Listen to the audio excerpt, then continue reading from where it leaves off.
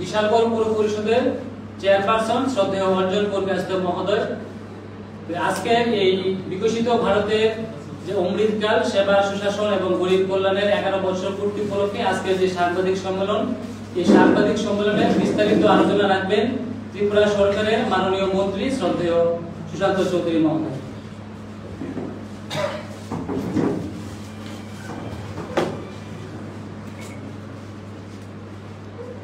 সাংবাদিক বন্ধুদের, আজকের এই সাংবাদিক বৈঠকে আমি আমার ব্যক্তিগত তরফ থেকে, দলের তরফ থেকে এবং রাজ্য সরকারের তরফ থেকে অনেক অনেক স্বাগতম জানাচ্ছি, নমস্কার জানাচ্ছি এবং দীর্ঘক্ষণ ধরে আপনারা অপেক্ষা করছেন। আপনাদের আমারও আসতে খানিকটা দেরি হয়েছে, কারণ সকালবেলা থেকে মানুষের একটা লাইন থেকে থাকে, সবার সাথে কথা বলে আলোচনা করে খানিকটা আমার আসতে দেরি হয়েছে। আপনাদের এখানে অনেক বিলম্ব হয়েছে, তাই আমি ব্যক্তিগত তরফ থেকে আমি ক্ষমা চেয়ে নিচ্ছি আপনাদের কাছে। আজকের এই সাংবাদিক বৈঠক,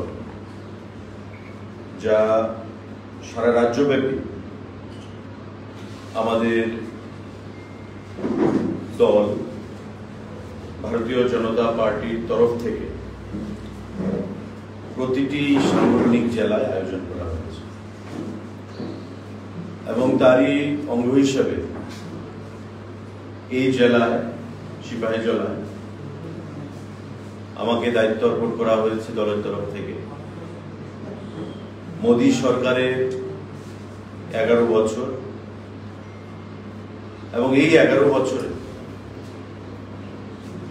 জনকল্যাণে যে কর্মসূচিগুলো গৃহীত হয়েছে, ভারতবর্ষের সরকার বা ভারতবর্ষের দলের তরফ থেকে সেটাকে অমৃতকাল হিসেবে ঘোষণা করা হয়েছে এবং এই অমৃতকালের মধ্যে আমাদের যে সংকল্প, আমাদের সরকারের, আমাদের যশস্বী প্রধানমন্ত্রীর যে প্রতিজ্ঞা, এক ভারত শ্রেষ্ঠ ভারত করা, সে লক্ষ্যে আমরা ধীরে ধীরে এগিয়ে যাচ্ছি এবং এই উপলক্ষে যে সাংবাদিক বৈঠক আজকে আমাদের মধ্যে উপস্থিত, যারা অন্যদের মধ্যে অন্যান্য ব্যক্তিরা আছেন, জেলা সভাপতি বিপ্লব চক্রবর্তী মহোদয় আছেন, আমার এক্সট্রিম ডান দিকে সভাধিপতি সিপাহীজলা জেলা পরিষদের সুপ্রিয়া আছেন, আমার বাদিকে টিআইডিসির চেয়ারম্যান এবং রাজ্য কমিটির অন্যতম সদস্য, প্রাক্তন যুব মোর্চার রাজ্য সভাপতি নবদল বণিক, সুভাষ সরকার যিনি রাজ্য কমিটির অন্যতম সদস্য এবং আজকের এই আমাদের সাংবাদিক বৈঠকে বিশেষ আমন্ত্রিত, এবং অঞ্জন পুরকায়স্থ আমাদের বিশালগড় পৌর পরিষদের সম্মানিত চেয়ারপারসন। সাংবাদিক বন্ধুরা যারা এখানে উপস্থিত আছেন এবং অন্যান্য কার্যকর্তাগণ, আমি সবাইকে আবারও পুনরায় নমস্কার জানাচ্ছি। আমরা অনেক প্রধানমন্ত্রী দেখেছি স্বাধীনতার পর থেকে, জওহরলাল নেহেরু,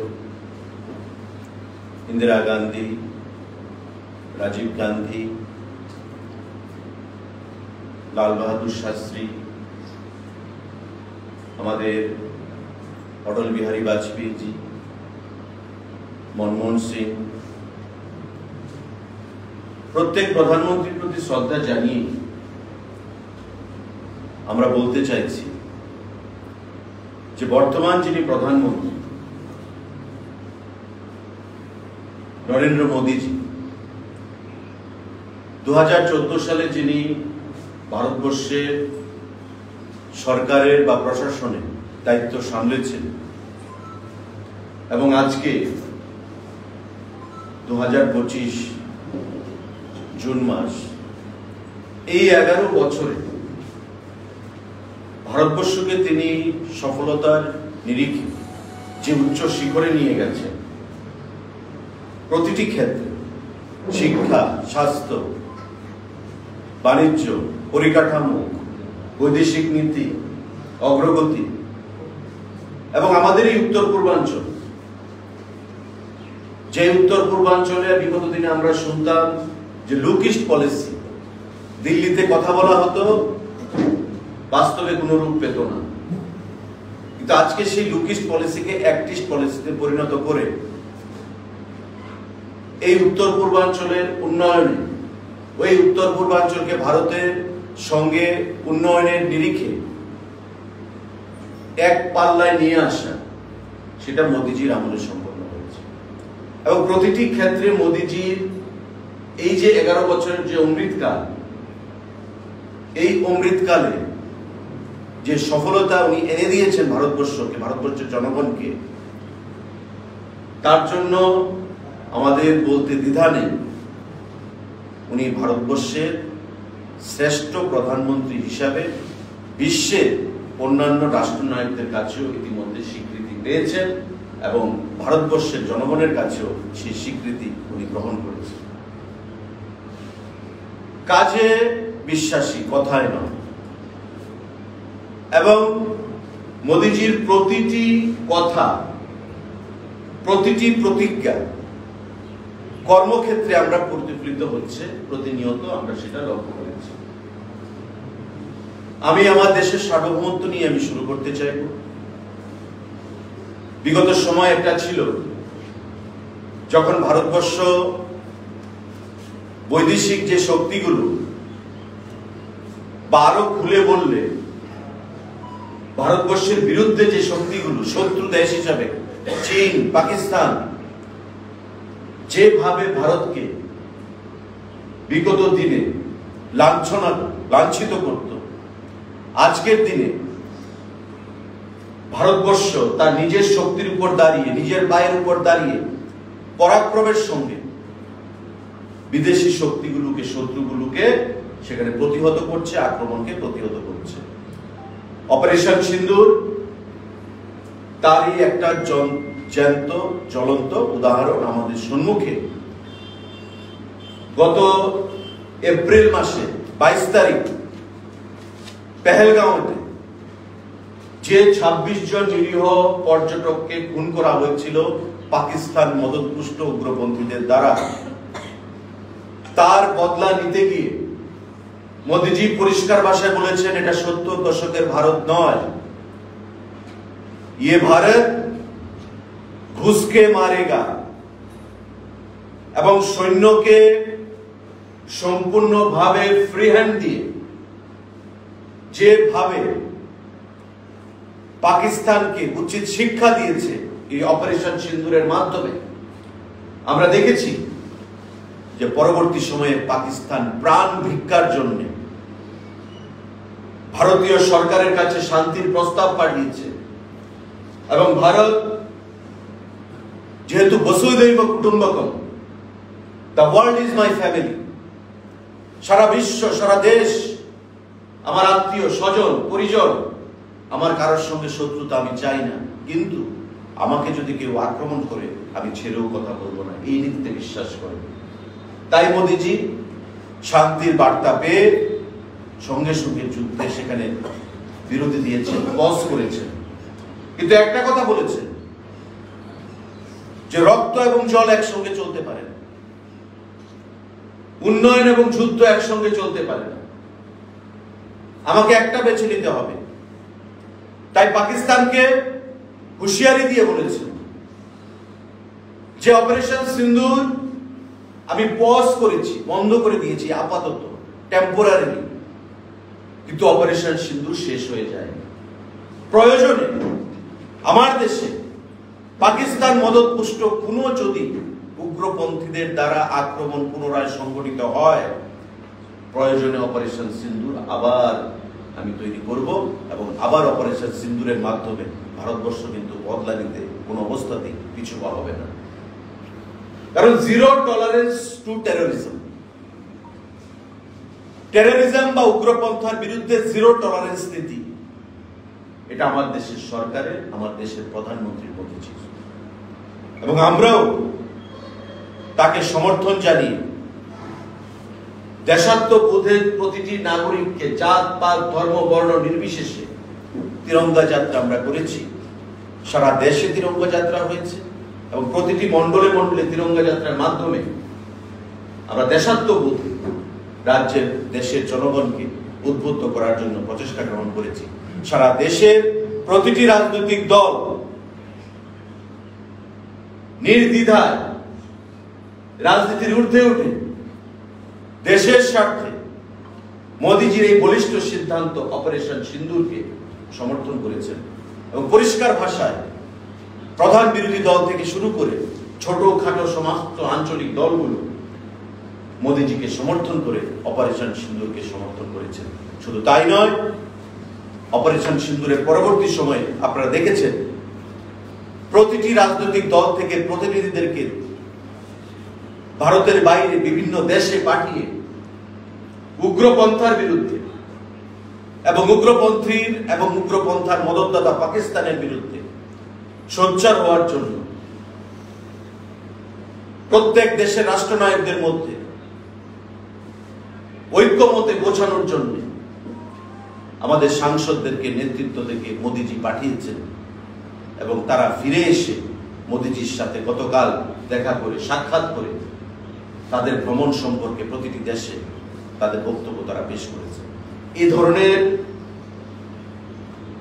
বিগত দিনে প্রচেষ্টা কোন প্রধানমন্ত্রী আমরা দেখতে পাইনি টেররিজমের বিরুদ্ধে, উগ্রপন্থার বিরুদ্ধে। স্বাভাবিকভাবে মোদিজির এই সিদ্ধান্ত, উগ্রপন্থার বিরুদ্ধে বলিষ্ঠ পদক্ষেপ, তাকে দেশের রাষ্ট্রনায়কদের মধ্যে অন্যতম রাষ্ট্রনায়ক হিসাবে আজকে আমাদের কাছে চিহ্নিত করেছে। দেশের সার্বভৌমত্ব নিয়ে কোনো কম্প্রোমাইজ নেই, টেররিজমের বিরুদ্ধে কথা বলতে হবে, উগ্রপন্থা নিয়ে কোনো কম্প্রোমাইজ নেই। সবসে পেহেলে দেশের ঊর্ধ্বে কিছু নয়, দেশের পরে সমস্ত কিছু আসবে, দল বলুন ব্যক্তি বলুন। তো অন্যান্য দলগুলো রয়েছে যারা সবার আগে কেউ বলে পার্টি, কেউ বলে ব্যক্তি, কিন্তু দেশকে প্রাধান্য দিয়ে কেউ রাজনীতি করেছে, কোনো প্রধানমন্ত্রী বা কোনো দল স্লোগান তুলেছে, সেটা বিগত দিনে ভারতবর্ষের ইতিহাস কিন্তু তা বলে না। মোদিজি ভারতবর্ষের দেশপ্রেম, রাষ্ট্রপ্রেম, সার্বভৌমত্ব যে ব্যাখ্যা উনি বিশ্বের কাছে পেশ করেছেন, সেটা আজকে অতুলনীয় হয়ে গেছে। তাই বিশ্বের রাষ্ট্রনায়করা আজকে তাকে সম্মানের চোখে স্মরণ করেন এবং ভারতবর্ষকে যাতে করে আগামী দিনে টেররিজমের বিরুদ্ধে মোদিজির এই লড়াইকে এগিয়ে নিয়ে যাওয়া যায়, অন্যান্য রাষ্ট্রনায়করাও তাকে সহযোগিতার আশ্বাস প্রদান করেছে।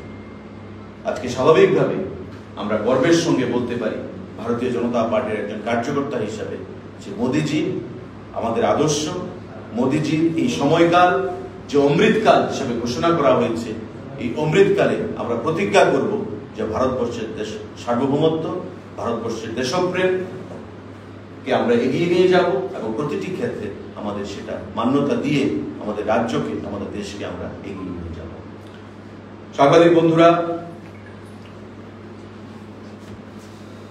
14 সালে মোদিজি প্রধানমন্ত্রীর পদে আসীন হয়েছে। তার প্রাককালেও আমরা দেখেছি দুর্নীতি। একটা সময় ছিল প্রধানমন্ত্রীকে পর্যন্ত সিবিআই এর কোর্টে গিয়ে হাজিরা দিতে হয়েছে। কোলগেট কেলেঙ্কারি, কমনওয়েলথ কেলেঙ্কারি, 2G স্পেকট্রাম, প্রতিটি ক্ষেত্রে কেলেঙ্কারি একটা ভারতবাসী হিসাবে, একজন ভারতবাসী হিসাবে আমাদেরকে লজ্জায় ফেলে দিত। কাশ্মীর থেকে কন্যাকুমারী পর্যন্ত এক সুরে এক বাক্যে মানুষের মধ্যে আওয়াজ উঠল যে দুর্নীতির বিরুদ্ধে লড়াই করতে হবে, তদানীন্তন যারা শাসক দল ছিলেন তাদের বিরুদ্ধে লড়াই করতে হবে। ভারতবর্ষের মানুষের আশা আকাঙ্ক্ষাকে পুঁজি করে সম্মান জানিয়ে মোদিজির নেতৃত্বে, ভারতীয় জনতা পার্টির নেতৃত্বে এনডিএ সরকার গঠিত হল। তারপর থেকে আমরা দেখতে পেয়েছি যে একের পর এক বলিষ্ঠ সিদ্ধান্ত আমাদের প্রধানমন্ত্রীর নেতৃত্বে ভারতবর্ষের সরকার গ্রহণ করেছে এবং সারা রাজ্যে, প্রতিটি রাজ্যে, সারা দেশে তার সুফল জনগণ সেখানে পেয়েছে। শুরুয়াত হলো ডাইরেক্ট বেনিফিট ট্রান্সফার দিয়ে, ডিবিটি দিয়ে। বিগত দিনে যেখানে মিডলম্যান থাকতো কোন ধরনের লেনদেন, আমরা দেখতাম REGA, Mahatma Gandhi national rural employment guarantee act, এই রাজ্যে দুর্নীতির আতুর ঘর হিসেবে পরিণত হয়েছিল। এবং এতে করে রেগার অর্থ দিয়ে আপনাদের এই বিশালগড়, যে বিশালগড়ে দাঁড়িয়ে আমি বসে আমি কথা বলছি, বিশালগড় ব্লক কেলেঙ্কারি, নতুন করে বলার কিছু নয়, আমি আপনাদের সাংবাদিক বন্ধুরা স্মরণ করিয়ে দিতে চাই। এই বিশালগড় ব্লক কেলেঙ্কারি সারা রাজ্যে, সারা দেশের রাজনীতিকে সরগরম করেছিল। হাইকোর্ট পর্যন্ত সেখানে এই কেস আমরা পরিলক্ষিত করেছিলাম। অনেক অফিসার কারা সাসপেন্ড হয়েছে আমি ব্যক্তিগতভাবে আর বলতে চাই না। কারা করেছিল এই কেলেঙ্কারি, কারা মদত দিয়েছিল আপনারা প্রত্যেকেই জানেন। কোটি কোটি টাকার কেলেঙ্কারি, স্পেশাল অডিট হয়েছে। এমন প্রতিটি ব্লকে মিডলম্যান যারা, মিডলম্যানরা মুনাফা লুটে নিত, গরিবের কাছে অর্থ যেত না। মোদিজি সরকার এসে এই মিডলম্যানদের যে মুনাফা অর্জন, গরিবের অর্থকে লুটে পুটে নেওয়া, সেটা বন্ধ করেছে ডাইরেক্ট বেনিফিট ট্রান্সফারের মাধ্যমে। এবং এই ডাইরেক্ট বেনিফিট ট্রান্সফার বর্তমানে প্রতিটি বেনিফিশিয়ারির অ্যাকাউন্টে যাচ্ছে। এখানে সভাধিপতি আছেন, বিশেষ করে 3 টিয়ার পঞ্চায়েত সিস্টেমে পিএমএওয়াই আবাস থেকে শুরু করে 4 কোটি আবাস ভারতবর্ষে এখন পর্যন্ত প্রদান করা হয়েছে। 4 কোটি। ত্রিপুরা রাজ্য একটা বিরাট অংশের মানুষ রাজনীতির ঊর্ধ্বে উঠে প্রধানমন্ত্রী আবাস যোজনা সেখানে তারা পেয়েছে। ডাইরেক্ট টাকা বেনিফিটের বেনিফিশিয়ারির অ্যাকাউন্টে চলে যাচ্ছে। প্রতিটি ক্ষেত্রে ডাইরেক্ট বেনিফিট ট্রান্সফার মিডলম্যানের হস্তক্ষেপ ব্যতিরেকে সেখানে প্রদান করা হচ্ছে। এবং আজকে এই ডাইরেক্ট বেনিফিট ট্রান্সফার প্রতিটি ক্ষেত্রে মানুষকে যে সুফল দিয়েছে, এতে করে দুর্নীতি আমরা অনেকটাই দেখতে পেরেছি মোদিজির নেতৃত্বে। কারণ মানুষের জন্য যে অর্থ আসে, সেই অর্থ যদি প্রকৃত অর্থে মানুষের কাছে না যায়, তবে তার প্রপার ইমপ্লিমেন্টেশন হবে না, বাস্তবায়ন হবে না। আর মানুষের জন্য যদি সেই অর্থ প্রপার বাস্তবায়ন না হয়, তবে মানুষের অর্থনৈতিক বুনিয়াদ শক্তিশালী হবে না, যেটা মোদিজি চাইছেন। সবকা সাথ সবকা বিকাশ, সবকা বিশ্বাস সবকা প্রয়াস। প্রত্যেকের বিকাশ যদি করতে হয়, প্রত্যেকের সঙ্গ যদি পেতে হয়, তবে প্রত্যেকের বিশ্বাস চাই। আর প্রত্যেকের বিশ্বাস তখনই আসবে যখন মানুষ সরকারি সুফলগুলো থেকে বঞ্চিত হবে না। এবং সরকারি সুফলগুলো পেতে গেলে মানুষ মিডলম্যান যে পন্থা, সেটা বন্ধ করতে হবে, যেটা মোদিজি বন্ধ করেছেন। সাংবাদিক বন্ধুরা, আজকে সারা ভারতবর্ষে এই ডাইরেক্ট বেনিফিট ট্রান্সফারের সুফল বিশেষ করে গরিব অংশের মানুষ পাচ্ছে। এবং আমাদের রাজ্যে কেন্দ্রীয় যে বিভিন্ন প্রকল্পগুলো রয়েছে, সেই প্রকল্পগুলোর সুফল ডাইরেক্ট বেনিফিট ট্রান্সফারের মাধ্যমে মানুষ পাচ্ছে। স্বাভাবিকভাবে মোদিজিকে আমরা ধন্যবাদ জ্ঞাপন করব এই উল্লেখযোগ্য বলিষ্ঠ সিদ্ধান্ত গ্রহণ করার জন্য ডাইরেক্ট বেনিফিট ট্রান্সফারের। আজকে আমাদের জল জীবন মিশন ভারতবর্ষের 15 কোটি বাড়িতে এফএসটিসির মাধ্যমে, ট্যাপ কানেকশনের মাধ্যমে জলের কানেকশন প্রদান করা হচ্ছে। হর ঘর পানি, এই হচ্ছে মোদিজির স্লোগান। সারা দেশে 19 কোটির উপর গ্রামীণ ঘর রয়েছে, পরিবার, ঘর, হাউস হোল্ড। এই 19 কোটি বাড়িতে আমার ঘর জল কানেকশন দিতে হবে, এই হচ্ছে মোদিজির সংকল্প। 15 কোটির উপর বাড়িতে জলের কানেকশন পৌঁছে গেছে। আমাদের রাজ্যে আমাদের সরকার 18 সালে গঠন হয়েছে, 2.5% কাভারেজ ছিল, 2.5% বাড়িতে জলের কানেকশন। আজকে সেই কানেকশন 80% কাছে পৌঁছে গেছে। স্বাভাবিকভাবে আমরা দাবি করতে পারি এই যে জল জীবন মিশন, যে জল জীবন মিশনের মাধ্যমে পরিশ্রুত পানীয় জল থেকে যারা বঞ্চিত ছিল গ্রামীণ মানুষ, আজকে গ্রামীণ মানুষ বিশুদ্ধ পরিশ্রুত পানীয় জল সেখানে পান করছে এবং গ্রামীণ মানুষকে তার যে নিত্যদিনের যে চলার পথে যে অধিকার, সেই অধিকার আমাদের মোদিজি সেখানে প্রদান করেছে। তো স্বাভাবিকভাবে মানুষের যে বেসিক চাহিদাগুলো, রুটি, কাপড়া, মকান, প্রতিটি ক্ষেত্রে মোদিজি সফলতার সঙ্গে উত্তীর্ণ হয়েছে। তাই ওনার শাসনকালকে ভারতবর্ষের সরকার, আমাদের দল অমৃতকাল হিসেবে সেখানে ঘোষণা দিয়েছে। ভারতবর্ষের মানুষ সেটাকে সাদরে সেটাকে গ্রহণ করেছে। আমাদের শিক্ষা ক্ষেত্রে নতুন education policy, new education policy, Indian Institute of Management তার সংখ্যা বৃদ্ধি করা হয়েছে। আমাদের Indian Institute of Technology IIT তার সংখ্যা বৃদ্ধি করা হয়েছে। National Institute of Technology NIT তার সংখ্যা বৃদ্ধি করা হয়েছে। All India Institute of Medical Science AIIMS, সেখানে সারা দেশে থেকে হায়ার সেকেন্ডারি পরীক্ষার পর ছাত্র ছাত্রীরা, আপনারা জানেন যে নিট যে এক্সামিনেশন এন্ট্রান্স অল ইন্ডিয়া বেসিসে হয়ে থাকে মেডিকেলের জন্য, সেই নিটের মাধ্যমে ছাত্র ছাত্রীরা বেস্ট কলেজে পড়াশোনা করতে চায়। All India Institute of Medical science হচ্ছে ভারতবর্ষের মধ্যে পায়োনিয়ার। সেই ক্ষেত্রে এইমস এর আসন সংখ্যা বৃদ্ধি করা হয়েছে। অ্যাডভান্স দিয়ে যারা এন্ট্রান্স পরীক্ষায় IIT তে ভর্তি হতে চায় তাদের আসন সংখ্যা বৃদ্ধি করা হয়েছে।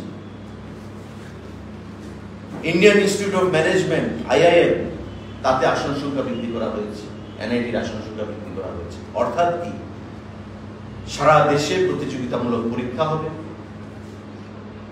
যদি মেধা রয়েছে কিন্তু মেধার গুণগত মান কি বা তার মূল্যায়ন করার জন্য যদি আসন সংখ্যা বৃদ্ধি না হয়, তবে সেই মেধা মূল্যায়ন হবে না, সেই মেধা নষ্ট হয়ে যাবে। সেটা উপলব্ধি করতে পেরে প্রতিটি ক্ষেত্রে আসন সংখ্যা বৃদ্ধি করে, কলেজের সংখ্যা বৃদ্ধি করে, শুধু আসন সংখ্যা বৃদ্ধি নয়, প্রতিটি ক্ষেত্রে কলেজের সংখ্যা বৃদ্ধি করে, আসন সংখ্যা বৃদ্ধি করে ভারতবর্ষের ছাত্র ছাত্রীদেরকে, যুব সমাজকে আগামী দিনে দেশ গঠনে এগিয়ে আসার জন্য উনি প্রেরণা জুগিয়ে যাচ্ছেন। এবং আজকে আমাদের রাজ্য থেকে শুরু করে প্রতিটি জায়গায় নিউ এডুকেশন পলিসি, যেটাকে বিগত বামফ্রন্ট সরকার সমালোচনা করত, বিরোধিতা করত, অন্যান্য রাজনৈতিক দলগুলো বিরোধিতা করত, আজকে নিউ এডুকেশন পলিসি গ্রহণ করা হয়েছে। আমাদের রাজ্য সেই নিউ এডুকেশন পলিসি আমরা পরিলক্ষিত করছি প্রতিটি ক্ষেত্রে, স্কুলগুলোতে সেগুলো আমরা ছাত্র ছাত্রীদেরকে সেখানে সুফল এনে দিচ্ছে সাংবাদিক। এমন করে প্রতিটি ক্ষেত্রে মোদিজির নেতৃত্বে আমাদের যে উন্নয়ন, সেই উন্নয়নগুলো আজকে আমাদের যারা শত্রু দেশগুলো রয়েছে তাদের কাছে ঈর্ষার কারণ হয়ে দাঁড়িয়েছে। ভারতবর্ষের অর্থনীতি আজকে বিশ্বের চতুর্থ শক্তিশালী বৃহত্তম অর্থনীতি। First K United states of America, $30 trillion এর উপর। সেকেন্ড কে চায়না, $19 ট্রিলিয়ন এর উপর। থার্ড কে জার্মানি, $4 ট্রিলিয়ন এর উপর, $5 ট্রিলিয়ন থেকে একটু কম। চতুর্থ কে ছিল এতদিন? জাপান, $4 ট্রিলিয়ন এর থেকে অনেক বেশি, 5 থেকে একটু কম। আজকে জাপানকে ভারতবর্ষের অর্থনীতি পেছনে ফেলে আমরা এগিয়ে গেছি। আজকে আমাদের অর্থনীতি কত? 4 ট্রিলিয়ন ইউএস ডলারের থেকে বেশি, 5 ট্রিলিয়ন থেকে একটু কম। তারপরে আসছে কি জাপান, তারপরে আসছে ফ্রান্স, তারপরে আসছে ইউনাইটেড কিংডম, তারপরে আসছে কানাডা, তারপরে আসছে ব্রাজিল। ভাবুন, আজকে আমেরিকা, চায়না, জার্মানির পর হচ্ছে ভারতবর্ষের অর্থনীতি। জাপানকে পেছনে ফেলে দিয়ে ভারতবর্ষ এগিয়ে গেছে এবং আমাদের লক্ষ্য হচ্ছে আগামী দিনে ওই 1 নম্বর স্থানে চলে যাওয়া, 1 নম্বর স্থান দখল করা। এবং মোদীজির নেতৃত্বে যেভাবে সরকার চলছে, মানুষের আশীর্বাদকে পুঁজি করে আমরা যদি চালিয়ে যেতে পারি, স্বাভাবিকভাবেই সেই লক্ষ্যে সেদিন দূর নয় যে সেই লক্ষ্যে আমরা পৌঁছতে পারবো। সাংবাদিক বন্ধু, পরিকাঠামোর দিক থেকে, ইনফ্রাস্ট্রাকচার, ভারতবর্ষ ব্যাপক উন্নতি সাধন করেছে। শিল্প, কল কারখানা, ন্যাশনাল হাইওয়ে, প্রতিটি ক্ষেত্রে আমাদের রাজ্য একটা ন্যাশনাল হাইওয়ে ছিল, 44 নং জাতীয় সড়ক, আজকে 6টা ন্যাশনাল হাইওয়ে, আরো 4টা ন্যাশনাল হাইওয়েকে ইন প্রিন্সিপাল সেখানে মঞ্জুরি প্রদান করা হয়েছে, যেটা পথ চলা শুরু করবে। বিগত দিনে আগরতলা থেকে কৈলাসহর যেতে সময় লাগতো 5 ঘন্টা, 6 ঘন্টা, আজকে 2 ঘন্টা থেকে 2.5 ঘন্টায় কৈলাসহর চলে যাওয়া যায়। এত সুন্দর ন্যাশনাল হাইওয়ে আমাদের উপহার দিয়েছেন মোদীজি, নীতিন গাডকারিজি এবং আমাদের মাননীয় মুখ্যমন্ত্রী প্রফেসর ডক্টর মানিক শাহ প্রতিনিয়ত রাজ্যের উন্নয়নকে ত্বরান্বিত করার জন্য সেখানে চেষ্টা চালিয়ে যাচ্ছেন এবং মোদীজির গাইডেন্স নিয়ে, দিক নির্দেশ নিয়ে আগামী দিনে আমাদের রাজ্যকে এগিয়ে নিয়ে যাচ্ছে।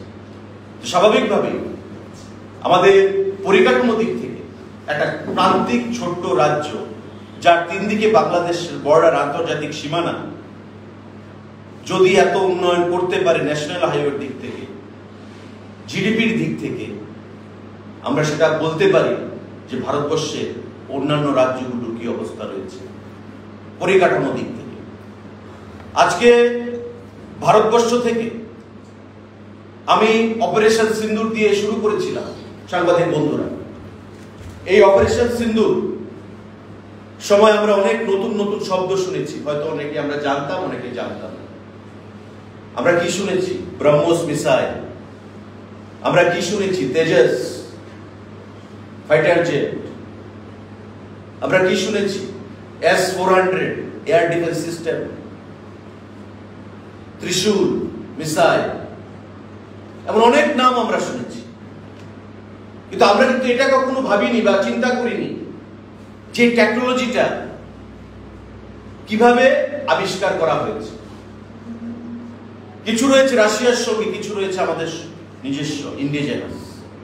আজকে ব্রহ্মোস মিসাইল রপ্তানি করার জন্য ভারতবর্ষকে প্রস্তাব পাঠানো হয়েছে এবং বিগত কয়েক দিনে ভারতবর্ষ সরকার 23,500 কোটি টাকার অস্ত্র সেখানে রপ্তানি করার জন্য চুক্তি করেছে। 23,500 কোটি টাকা অস্ত্র ভারতে তৈরি হবে, সেগুলো বিদেশে রপ্তানি করা হবে। অন্যান্য দেশ ভারতবর্ষের কাছ থেকে সেগুলো ক্রয় করতে চাইছে। সাংবাদিক, আজকে রাফাল, যে ড্যাসল্ট কোম্পানি ফ্রান্স থেকে ভারত ক্রয় করেছে, যে রাফাল নিয়ে 19-এর নির্বাচনে লোকসভায় অনেক প্রশ্ন এসছে, চৌকিদারকে অনেক ভাষায় গালিগালাজ করা হয়েছে। আপনারা দেখেছেন, নির্বাচন শেষ হয়ে গেছে, হেরে ভূত হয়ে গেছে, ইস্যুও শেষ হয়ে গেছে। আজকে সেই রাফাল দিয়ে আমাদের গর্ব হিসাবে ভারতীয় বায়ুসেনা সেই রাফালকে ব্যবহার করে শত্রুর বিরুদ্ধে আমরা পরাক্রমের সঙ্গে শত্রুর বিরুদ্ধে আমরা কাজে লাগাচ্ছি। ভারতীয় প্রযুক্তিতে তৈরি তেজস আজকে ভারতবর্ষের বায়ুসেনার ভারতের ডিফেন্স সিস্টেমে এক অনবদ্য প্রতিভার সাথে সেখানে যোগদান বা অবদান রাখছে। আজকে আমাদের এয়ারফোর্স, আমাদের আইএনএস বিক্রান্ত, ইন্ডিয়ান নেভি, আমাদের S-400 এয়ার ডিফেন্স সিস্টেম, আমাদের মিসাইল সিস্টেম পৃথ্বী, অগ্নি, প্রতিটি ক্ষেত্রে ভারতবর্ষের আর্ম ফোর্সকে, সেনাবাহিনীকে শক্তি সঞ্চয় করে তাদের মনোবল লক্ষ গুণ বৃদ্ধি করে আগামী দিনে শত্রুর বিরুদ্ধে ঝাঁপিয়ে পড়ার জন্য সাহস যোগাচ্ছে, অনুপ্রেরণা যোগাচ্ছে মোদীজির নেতৃত্বে। ভারতবর্ষের ডিফেন্স বাজেট কত ছিল প্রতিরক্ষা ক্ষেত্রে? আজকে ভারতবর্ষের প্রতিরক্ষা ক্ষেত্রে বাজেট 6.5 লক্ষ কোটি টাকা। 6.5 লক্ষ কোটি টাকা হচ্ছে ভারতবর্ষের ডিফেন্সের জন্য বাজেট, এবং অপারেশন সিন্দুরের পর সেই বাজেটকে বৃদ্ধি করে আরো 50,000 কোটি টাকা বৃদ্ধি করা হয়েছে।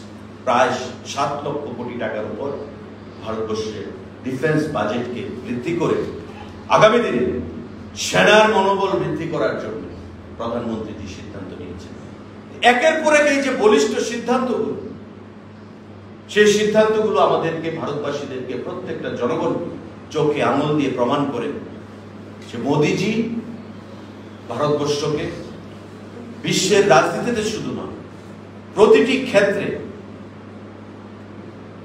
অনবদ্য ভাবে কর্মের মাধ্যমে বিশেষ জায়গায় নিয়ে গেছেন। আজকে তাই ভারতবর্ষ পৃথিবীর মধ্যে চতুর্থ অর্থনীতি, শক্তিশালী অর্থনীতি হিসাবে আমেরিকা, চীন, জার্মানি, 4 নম্বরে জাপান ছিল, জাপানকে পেছনে ফেলে ভারতবর্ষ 4 নম্বর স্থানে চলে গেছে। স্বাভাবিকভাবে একজন ভারতবাসী হিসাবে এটা আমাদের কাছে গর্বের বিষয়। ভারতীয় জনতা পার্টির কার্যকর্তা হিসাবে আমাদের কাছে সাংবাদিক বন্ধুরা,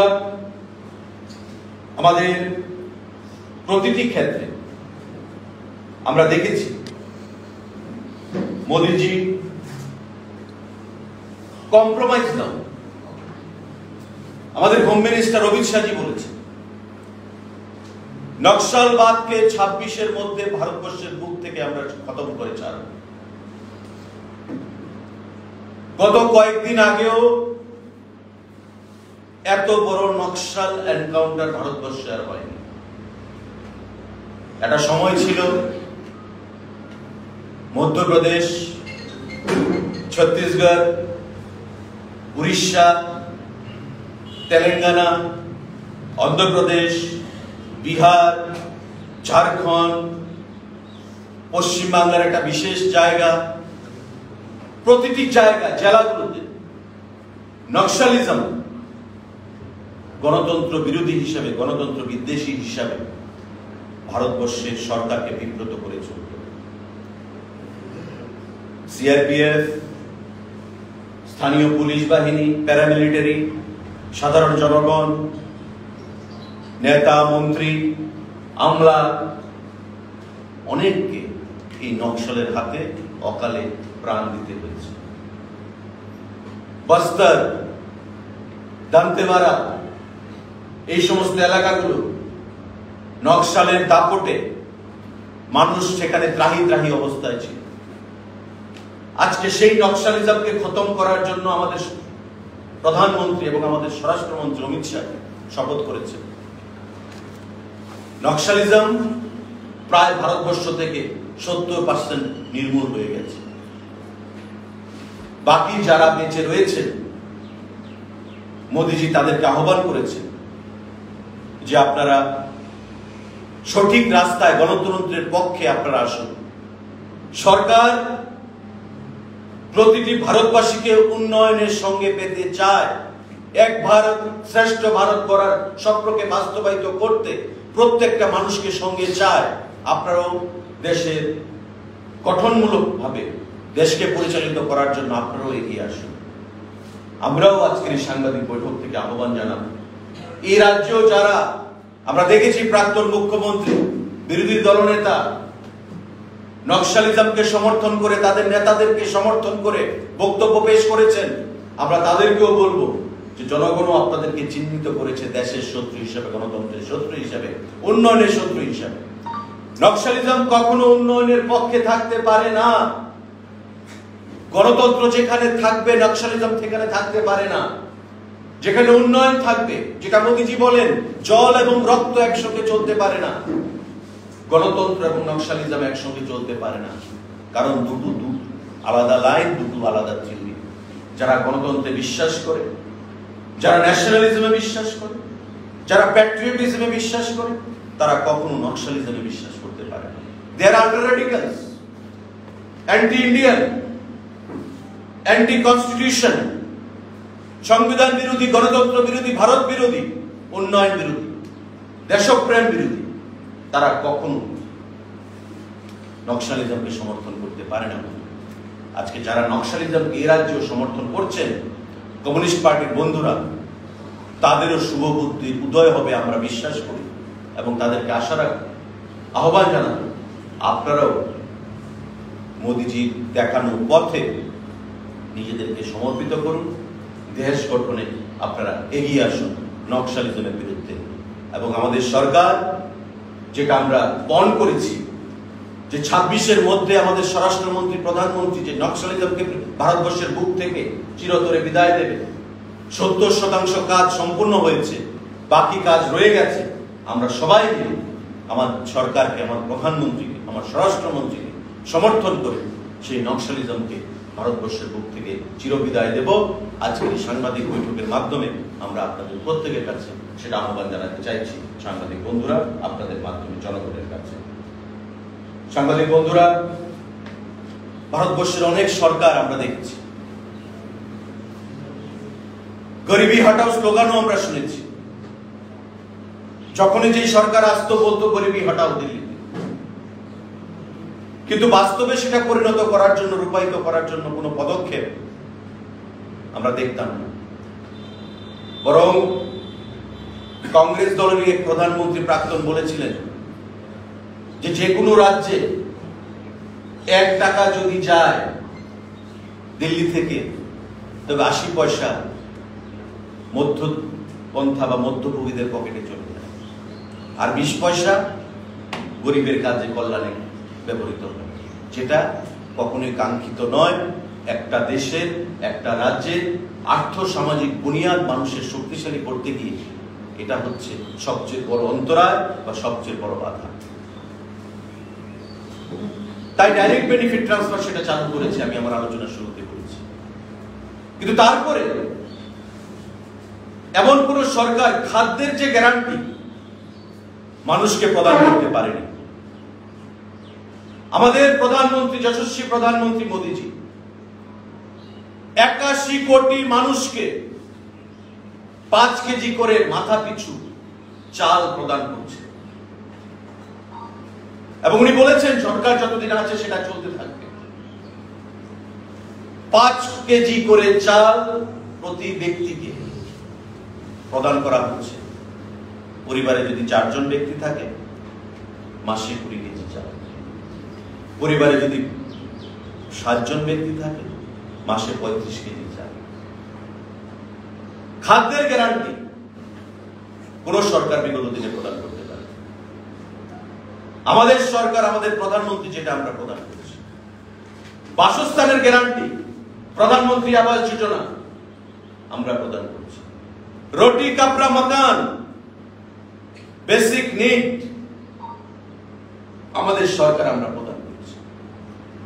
স্বাভাবিকভাবে মোদী সরকারের এই যে সময়কাল, সেটাকে অমৃতকাল হিসেবে আমরা আখ্যা করতে পারি এবং ভারতবর্ষের মানুষ সেই অমৃতকালকে গ্রহণ করেছেন। সাংবাদিক একের পর এক সিদ্ধান্ত, যে সিদ্ধান্ত উনি গ্রহণ করেছেন বা গরিব কল্যাণে যে প্রকল্পগুলো উনি গ্রহণ করেছেন, এই প্রেস মিটে বা আমাদের দল থেকে কেন্দ্রীয়ভাবে যে আমাদেরকে নোট দিয়ে দেওয়া হয়েছে, সেগুলো বললেও সেখানে শেষ হবে না। সাংবাদিক আমি আপনাদের পরিষ্কার ভাষায় আহ্বান জানাবো, এই গঠনমূলক যে কাজগুলো আপনারা মানুষের মধ্যে প্রচার করুন। গণতন্ত্রের প্রহরী হিসাবে, চতুর্থ স্তম্ভ হিসাবে আপনারা এই গঠনমূলক কাজগুলোকে জনসমক্ষে তুলে ধরুন, যাতে করে মানব কল্যাণে যে কর্মসূচিগুলো আমরা গ্রহণ করেছি, আমাদের সরকার মোদীজির নেতৃত্বে গ্রহণ করা হয়েছে, সেগুলো আরো জনদরবারে আমরা নিয়ে যেতে পারি।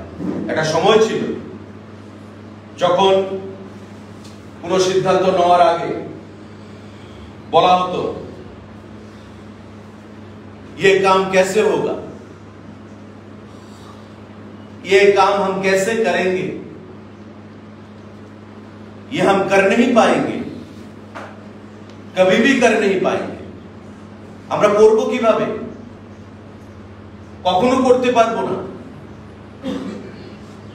2014 আগে এই পরিস্থিতি ছিল ভারতবর্ষের সরকারের। আর আজকে মোদীজির নেতৃত্বে এ সমস্ত কিছু দূরে সরিয়ে দিয়ে কি বলছেন যে थिंक पॉजिटिव, हर काम मुमकिन है। আর ভারতবর্ষের জনগণ বলছে যে মোদি হ্যাঁ তো মুমকিন হ্যাঁ। কোন কাজ অসম্ভব নয়, দৃষ্টিভঙ্গি সঠিক থাকতে হবে, সহি নিয়ত চাইয়ে, আমার নিয়ত সঠিক হতে হবে, আমার পলিসি থাকতে হবে, সঠিক দৃষ্টিভঙ্গি থাকতে হবে, তবে আমি সমস্ত কাজ সম্পন্ন করতে পারব। চন্দ্রায়ন 3 তারই প্রমাণ। প্রতিটি ক্ষেত্রে আজকেও শুভ্রাংশু মহাকাশে পাড়ি দিচ্ছে অ্যাস্ট্রোনট হিসেবে। ব্যক্তিগতভাবে মোদীজি ওনার সঙ্গে সাক্ষাৎ করে ওনাকে প্রেরণা জুগিয়েছে, ওনার পিতামাতার সঙ্গে কথা বলেছে। প্রতিটি ক্ষেত্রে একদিকে যেমন ISRO, Indian Space Research Organisation, satellite নিয়ে ভারতবর্ষকে এগিয়ে দিয়ে যাচ্ছে, প্রতিরক্ষা ক্ষেত্রে দেশ এগিয়ে যাচ্ছে, দেশের এক্সপোর্ট বিদেশে বৃদ্ধি পেয়েছে, দেশের অর্থনীতি পৃথিবীর মধ্যে ৪র্থ স্থানে এসছে, দেশের জিডিপি বৃদ্ধি পেয়েছে, make in India, made in India মাধ্যমে নয়া ভারত আত্মপ্রকাশ করেছে। উত্তর পূর্বাঞ্চল যেখানে লুকিশ পলিসি ছিল এখন অ্যাক্টিস্ট পলিসিতে পরিণত হয়েছে। উত্তর পূর্বাঞ্চলের জন্য বাজেট বৃদ্ধি পেয়েছে, উত্তর পূর্বাঞ্চলের সঙ্গে কানেক্টিভিটি বৃদ্ধি পেয়েছে। আমাদের রাজ্যের সঙ্গে রাজধানী এক্সপ্রেস থেকে শুরু করে এমন 9খানার মতো এক্সপ্রেস এবং ট্রেন আমাদের চালু আছে, তার বাইরে ডেমো ট্রেনগুলো চালু রয়েছে। প্রতিদিন 20 থেকে 22টা এয়ারক্রাফট আগরতলা থেকে ওঠানামা করছে।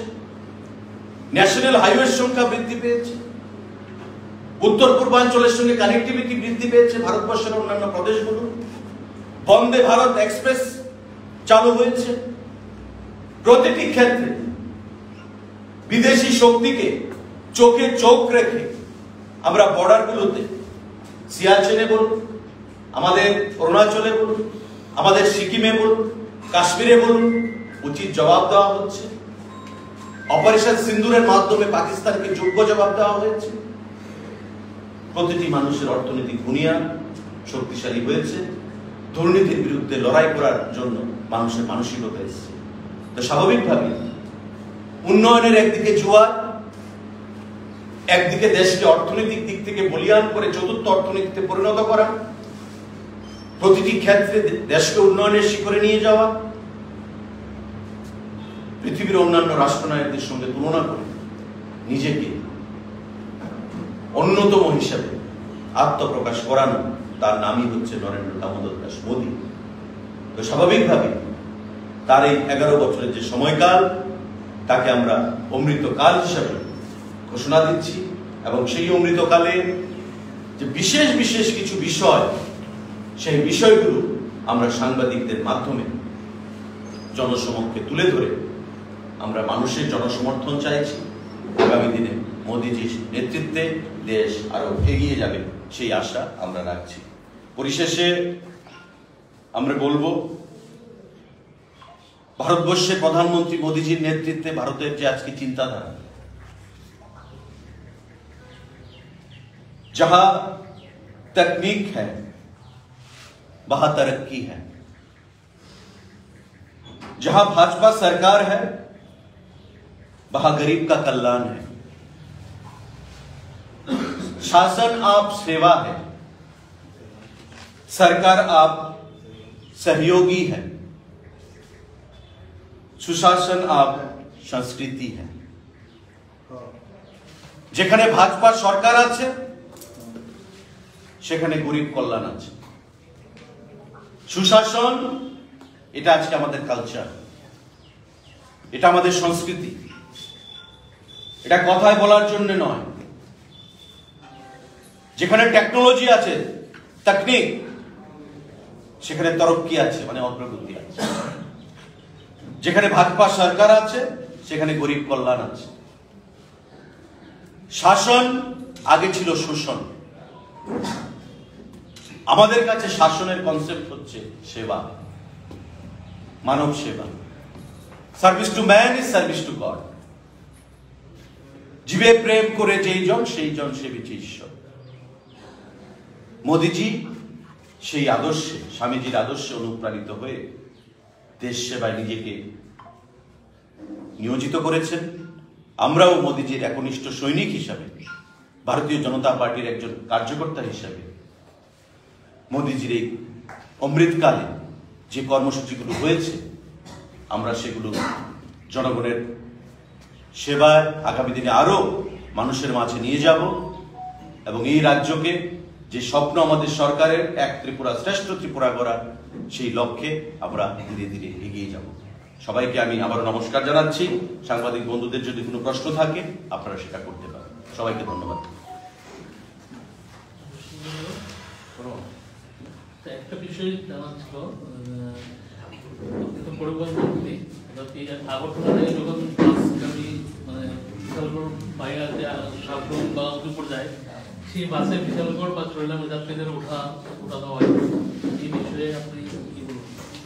এটা তো আজকে প্রেস মিট রিলেটেড কোনো বিষয় না, বলছি এটা আজকে প্রেস মিট রিলেটেড বিষয় না। তারপরে সাংবাদিক বন্ধুরা আপনারা জিজ্ঞাসা করেছেন, এটা একটা ঘটনা আমাদের নজরে সেদিন এসেছে চরিলাম, এবং আপনারা জানেন we have initiated action already. আমরা যে বাস এই কর্মকাণ্ড ঘটিয়েছি সেই বাসকে আমরা কদিনের জন্য, আমি জাস্ট ইমিডিয়েটলি আপনাকে দিয়ে দেবো, আমি আপনাকে সিদ্ধান্ত হয়েছে কদিনের জন্য লাইন আউট করার জন্য, এবং action has already been taken. ঠিক আছে, এগুলো আমরা প্রশ্রয় দিই না, এগুলো অনাকাঙ্ক্ষিত ঘটনা, অবাঞ্ছিত ঘটনা, কোনোভাবেই এগুলো আমরা প্রশ্রয় দিই না। যখন এই জিনিসগুলো সংবাদপত্রের মাধ্যমে হোক বা ব্যক্তিগত পর্যায়ে হোক আমাদের লেভেলে আসে, আমরা দিনেন দেয়াল আমরা সেখানে অ্যাকশন আমরা গ্রহণ করি এবং সেই তার বিরুদ্ধে অ্যাকশন গ্রহণ করা হচ্ছে। একটি বিষয় যে আমাদের বিশালগড় থেকে বিশ্রামগড় পর্যন্ত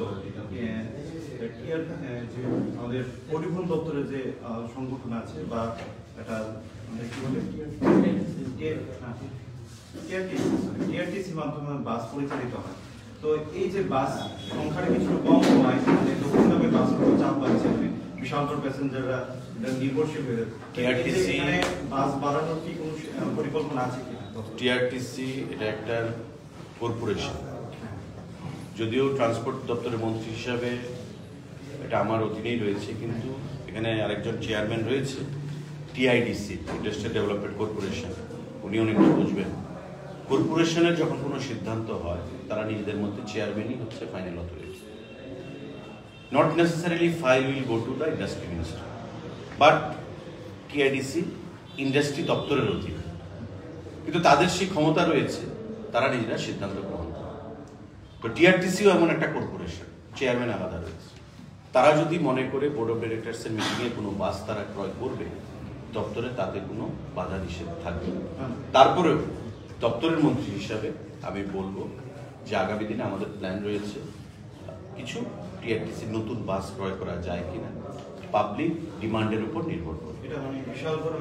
না, শুধু বিশালগড়ের জন্য না, সারা রাজ্যের জন্য, কারণ Bishalgarh is a part of our state. Bishalgarh দিয়ে ত্রিপুরা রাজ্য হয়, তো সিদ্ধান্ত হলে দপ্তরের মন্ত্রী হিসেবে আমার সারা রাজ্যকে নিয়ে করতে হবে, তাই আমাদের চিন্তা ভাবনার মধ্যে রয়েছে এবং আমরা আগামী দিনে চেষ্টা করব কিছু নতুন বাস ক্রয় করা যায় কিনা। স্যার, আজকের বিষয়ের সঙ্গে রিলেটেড একটা কোশ্চেন। মোদী সরকারের অমৃতকালে আপনি বলেছিলেন অমৃতকালে যে কাজের গ্যারান্টি দিয়ে আগে খাদ্যের নিরাপত্তা দিয়েছে মোদী সরকার এবং বাসস্থানের নিরাপত্তা দিয়েছে, ঠিক আছে, এটা আমরা দেখতে পাচ্ছি। স্যার, কাজের গ্যারান্টি কি দিতে পেরেছে যুবকদের? কাজের বলতে কোন কাজের? গভর্নমেন্ট সার্ভিস বা অন্য কোনো বিষয়? দেখুন, একটা জিনিস আমি আপনাদেরকে আহ্বান জানাবো, কর্মসংস্থান আর সরকারি চাকরি এটা ভারতবর্ষের ত্রিপুরা রাজ্যের মানুষ, আমাদের সরকার গঠিত হওয়ার পর থেকে আমরা দেখেছি এটা প্রবণতা। আমরা বলেছি কর্মসংস্থান দেব, এটাকে মিসইন্টারপ্রেট করে বলছে যে সরকারি চাকরি দেবে বলেছে। আমরা বলেছি যে আমরা এত হাজার কর্মসংস্থান দেব। এখন আপনি টিআইডিসির মাধ্যমে লোন নিয়ে একটা ছোট ব্যবসা শুরু করেছে, এটা কর্মসংস্থান নয়? এবার আপনি বিং এন এমপ্লয়ার, মালিক হিসাবে 5 জন লোককে আপনার ফার্মে চাকরি দিচ্ছেন, এটা কর্মসংস্থান নয়? তো কেন? আপনি তো স্যালারি দিচ্ছেন, মাসে 5,000 হোক 10,000 হোক তার যোগ্যতা অনুযায়ী, এটা তো কর্মসংস্থান। আমরা সেটা বলছি। তা আপনার যেটা প্রশ্ন যে খাদ্যের গ্যারান্টি দিয়েছে, কর্মসংস্থানের গ্যারান্টি কি দিতে পেরেছে? আমরা বলবো বিগত সরকারের আমল থেকে আমরা অনেক বেশি কর্মসংস্থানের গ্যারান্টি দিচ্ছি স্বচ্ছ নিয়োগ নীতির মাধ্যমে। So far, government job is concerned. When it comes to giving government job to the unemployed youths of our state through transparent recruitment policy. সংখ্যাটা একটু কম, সংখ্যাটা যুবকদের তুলনায় রাজ্যে না সমস্ত যুবক রয়েছে। সি, বেকারত্ব ইজ এন ইন্টারন্যাশনাল ইস্যু। কোন সরকার সেটা বলতে পারবে না যে আমার সরকার যদি কালকে গঠিত হয় আমি ত্রিপুরা রাজ্যের সমস্ত বেকারকে সরকারি চাকরি দিয়ে দেব। পারবে কেউ? সিপিআইএম দিতে পেরেছে বিগত সরকার, বা তার আগে কংগ্রেস সরকার দিতে পেরেছে? বা ভারতবর্ষের যে কোনো রাজ্যে কংগ্রেস রয়েছে, বিজেপি রয়েছে, অন্যান্য আঞ্চলিক দলগুলো সরকার পরিচালনা করছে। কোন রাজ্যে কোন সরকার বলবে যে আমি এমপ্লয়মেন্ট এক্সচেঞ্জে রেজিস্টার্ড সমস্ত অফিসিয়ালি যারা রেজিস্টার্ড সবাইকে আমি সরকারি চাকরি দিয়ে দেবো? Is it possible? Not possible. আমরা কি বলেছি? স্বচ্ছ নিয়োগ নীতির মাধ্যমে আমরা সরকারি চাকরি দেব, আর আমরা কর্মসংস্থান দেব। এখানে টিআইডিসির চেয়ারম্যান আছেন নবদল বাবু, উনি বলতে পারবেন ফিগারটা কত আমাদের সরকার আসার পরে যে লোন নিয়ে রাজ্যের যুবকরা কর্মসংস্থান করেছে। আমি ট্রান্সপোর্ট দপ্তরের মন্ত্রী, অটোর পারমিট নিয়ে কতজন বেকারকে আমরা কর্মসংস্থান দিয়েছি। আজকে একটা অটোর পারমিট নিয়ে একটা বেকার প্রতিদিন 400, 500, 700, 1000 টাকা রুজি করছে, এটা কর্মসংস্থান নয়? আমাদের বিভিন্ন কর্পোরেশনগুলো, এসসি বলুন, এসটি বলুন, ওবিসি বলুন, কর্পোরেশনগুলো লোন দিচ্ছে বেকারদেরকে কর্মসংস্থানের জন্য। আর আমরা, আমাদের মুখ্যমন্ত্রী, প্রাক্তন মুখ্যমন্ত্রী, বর্তমান মুখ্যমন্ত্রী, আমাদের মোদীজি কি বলেছেন যে চাকরি প্রদানে কোনো ধরনের বায়াসনেস থাকতে পারবে না। আপনাদের চোখের সামনে 10,323 রয়েছে। নিয়োগ নীতি, নিয়ম নীতি তোয়াক্কা না করে জোর করে চাকরি দেওয়া হয়েছিল। হাইকোর্ট, সুপ্রিম কোর্টে গিয়ে আজকে 10,323 অন্ধকারের কানাগুলিতে চলে গেছে, রাস্তায় এসে গেছে পরিবার। আমরা সেগুলো তেমন চাকরি দেব না।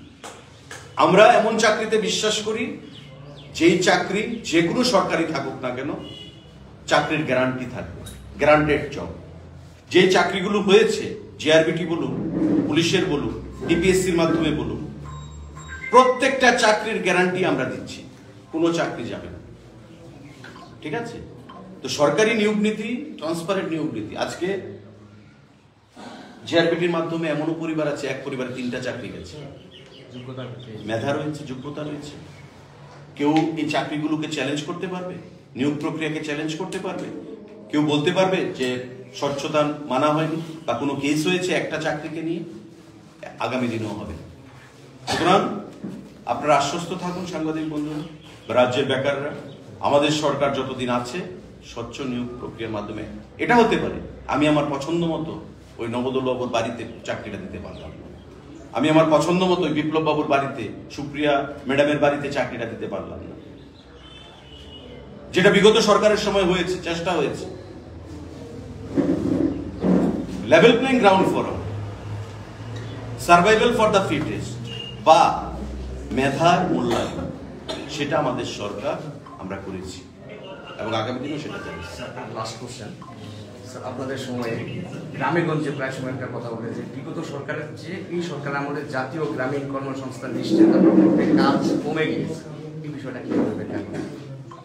এবং অনেক পদ্ধতিটা জিও টেকিং অনেক কিছু কঠিন হয়ে গেছে, এই বিষয়টা নিয়ে আমার আলোচনা শুরুতে আমি বলেছি ডাইরেক্ট বেনিফিট ট্রান্সফার। হ্যাঁ, এটা তো আছে ডিবিটি আগে কি হতো?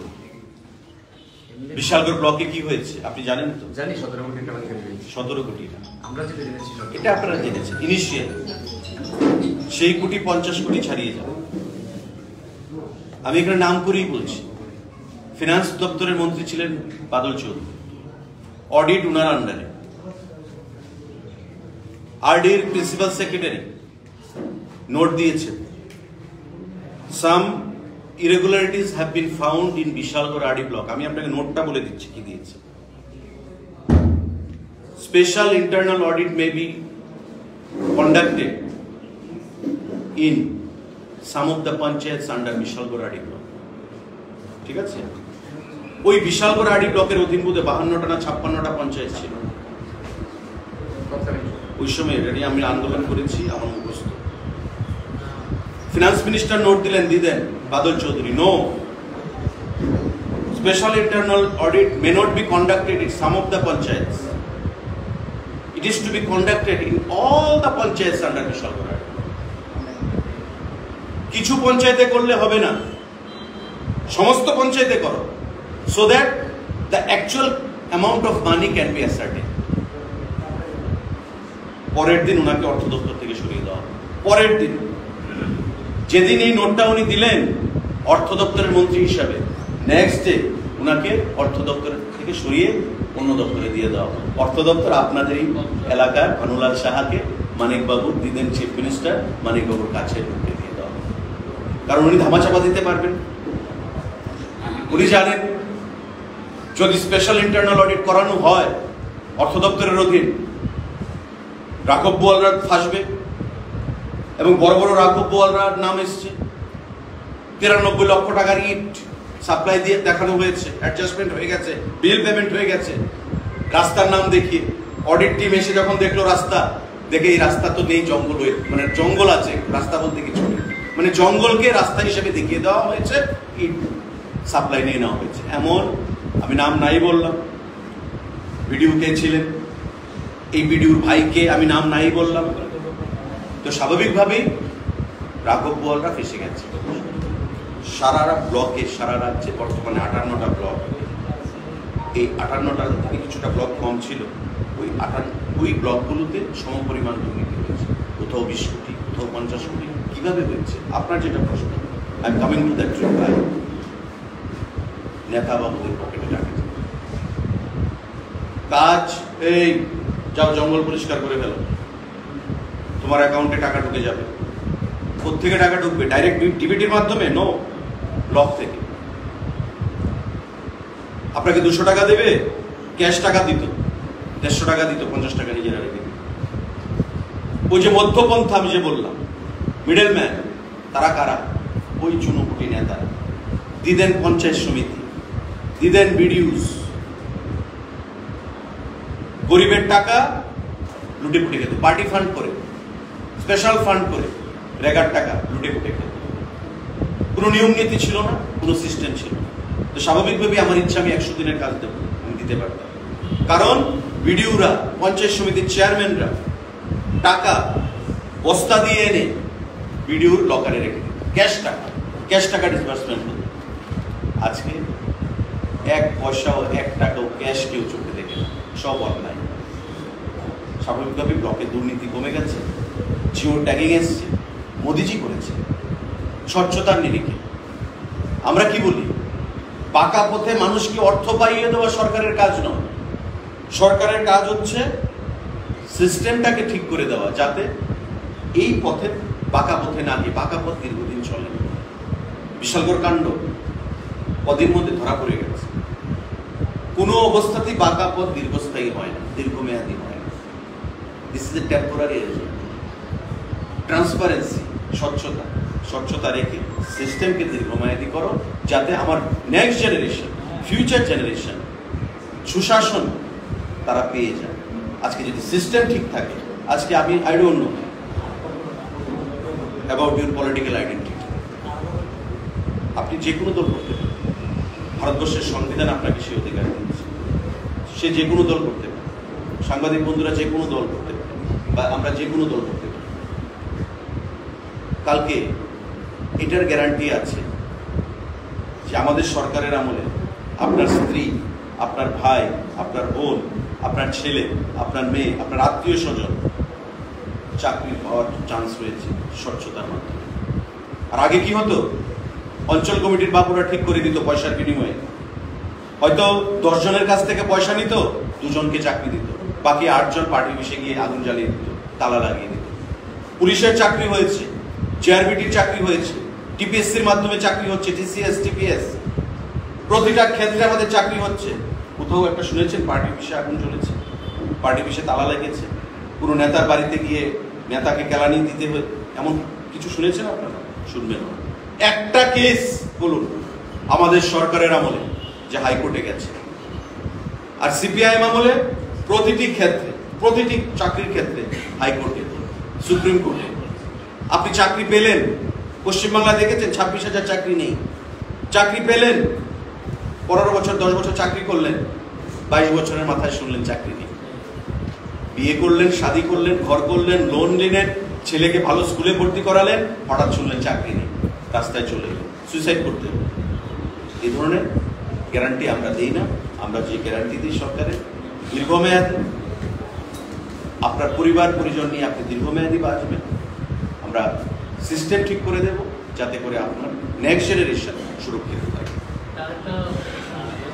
বিশাল করে যে হারে দুর্ঘটনা বৃদ্ধি পাচ্ছে, বিশাল করে যে হারে দুর্ঘটনা বৃদ্ধি পাচ্ছে, দুর্ঘটনা, এই বিষয়ে সরকারের কি পদক্ষেপ থাকবে?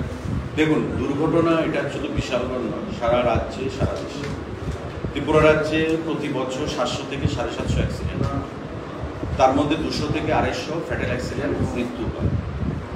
সেটাকে রোধ করার জন্যে পরিবহন দপ্তর থেকে গত বছর মাননীয় মুখ্যমন্ত্রীর হাত ধরে আমরা 16টা ইন্টারসেপ্টার সহিত ভেহিকেল আমরা প্রদান করেছি 8টা জেলাতে। আপনারা দেখেছেন, রাস্তার ধারে দেখবেন ট্রাফিকের যে গাড়িগুলো ইন্টারসেপ্টার লাগানো, সেগুলো পরিবহন দপ্তর থেকে আমরা প্রদান করেছি। এবং এই টেকনোলজির মাধ্যমে আমাদের এবার 13% অ্যাক্সিডেন্ট কমে গেছে।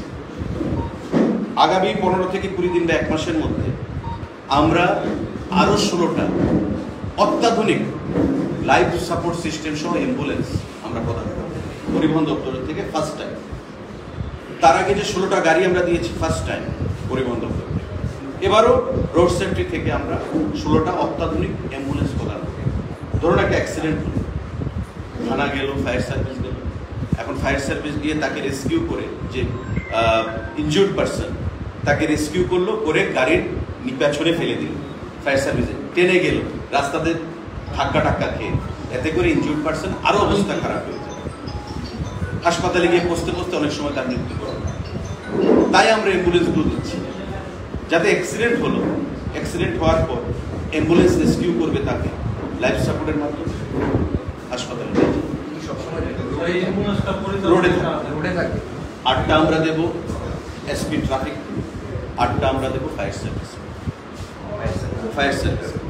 8টা থাকবে এসপি ট্রাফিকের কাছে, 8টা থাকবে মানে পুলিশ ডিপার্টমেন্টের কাছে, 8টা থাকবে ফায়ার সার্ভিসের কাছে। তার বাইরে আমরা প্রতিবার বলছি টু পুট হেলমেট। হেলমেট ছাড়া মোবাইলে কথা বলছে, এটা তো দপ্তরের কোনো, আমরা বলতে পারি, আহ্বান জানাতে পারি, রিকোয়েস্ট করতে পারি, আপনার মাথায় হেলমেটটা কিন্তু আমি পরিয়ে দিতে পারি, অ্যাওয়ারনেস। এবং আমরা জাগৃতি নামে একটা কর্মসূচি বিগত কয়েক মাস আগে আমরা শুরু করেছি, প্রতি বছর আমরা করব। কলেজগুলোতে বিশেষ করে আমরা টার্গেট করছি, কলেজের ছাত্রছাত্রীদের মধ্যে অ্যাওয়ারনেসটা আমাদের বেশি করতে হবে, কারণ তাদের মধ্যে অ্যাডভেঞ্চার, তাদের মধ্যে এনথুজিয়াজমটা বেশি থাকে। আমরা সেটা করে যাতে হেলমেট ব্যবহার রেগুলার করা হয়। আপনি বাড়ি থেকে বাজারে যাবেন, হেলমেট ইউজ করবেন, ইউ নেভার নো আপনার নেক্সট স্টেপে কি রয়েছে, বাড়ির সামনেও, গেটের সামনেও আপনার মৃত্যু হতে পারে। তাই always put helmet. My humble call the citizen of my state to put helmet always, wherever you go, ছোট ডিস্টেন্স, বড় ডিস্টেন্স হেলমেট ইউজ করুন। আর রেকলেস ড্রাইভিং যেন না, ড্রিঙ্ক অ্যান্ড ড্রাইভ যেন না হয়, স্পিড লিমিট দিয়ে চালান প্রতিটি ক্ষেত্রে, তবেই আমাদের অ্যাক্সিডেন্টের সংখ্যা বৃদ্ধি পাবে। কারণ বলতে কোনো বাধা নেই যে আমাদের 5 বছর আগে যানবাহনের সংখ্যা ছিল 4.5 লাখ 5 লাখ, আজকে সেটা হয়ে গেছে 7.5 লাখ 8 লাখ 5 বছর। আগামী 5 বছর 10 বছরে সেটা আরো ডাবল হয়ে যাবে। রাস্তার সংখ্যা যা আছে, স্পিড বাড়বে, গাড়ির সংখ্যা বাড়বে, সমস্ত কিছু হবে। তুমি ডিবেটারের একটা ডিবেটার যদি হতো দেখুন, কিছু সায়েন্টিফিক ব্যাপার রয়েছে, সব জায়গায় ডিভাইডার দেওয়া যায় না। ডিভাইডারের কারণে অনেক সময় অ্যাক্সিডেন্ট, এটা ট্রাফিক থেকে দেখছে, এটা পরিবহন দপ্তর থেকে দেখার বিষয় না, এটা হোম ডিপার্টমেন্ট, ট্রাফিক ডিপার্টমেন্ট থেকে সেটা ব্যবস্থা করা হয়। আমাদেরকে রিকোয়ারমেন্টস দেওয়া হয় বিভিন্ন জিনিস, আমরা সেটা প্রদান করব। এবার যে অ্যাম্বুলেন্স আমরা প্রদান করবো 16টা অ্যাম্বুলেন্স, এটা আমাদের উদ্যোগ, পরিবহন দপ্তরের উদ্যোগ, এবং খুব তৎক্ষণাৎ 4 মাস আগে আমাদের সিদ্ধান্ত হয়েছে আমাদের মিটিং, এই 4 মাসের মধ্যে আমি অ্যাম্বুলেন্স প্রদান করে দিচ্ছি 16টা অ্যাম্বুলেন্স। তার আগে ইন্টারসেপ্টার সহ 16টা গাড়ি ত্রিপুরা রাজ্যের ইতিহাসে প্রদান করা হবে। এই অ্যাম্বুলেন্স 16টা কখনো দেওয়া হবে, আমরা দিচ্ছি। তা আমাদের চিন্তা ভাবনা প্রচেষ্টা রয়েছে যাতে রোড অ্যাক্সিডেন্টকে আমরা কমাতে পারি। 30% আমাদের রোড অ্যাক্সিডেন্ট কমেছে, আগামী দিনের জন্য কমে। আমাদের অ্যাওয়ারনেস প্রোগ্রাম আমাদের চলবে। আমি আমার প্রত্যেকের কাছে আহ্বান জানাবো, আপনারা হেলমেট ব্যবহার করুন, রেকলেস ড্রাইভিং না করবেন, স্পিড লিমিট করুন, এবং ড্রিঙ্ক অ্যান্ড ড্রাইভ যেন কোনো অবস্থাতেই না। Thank you.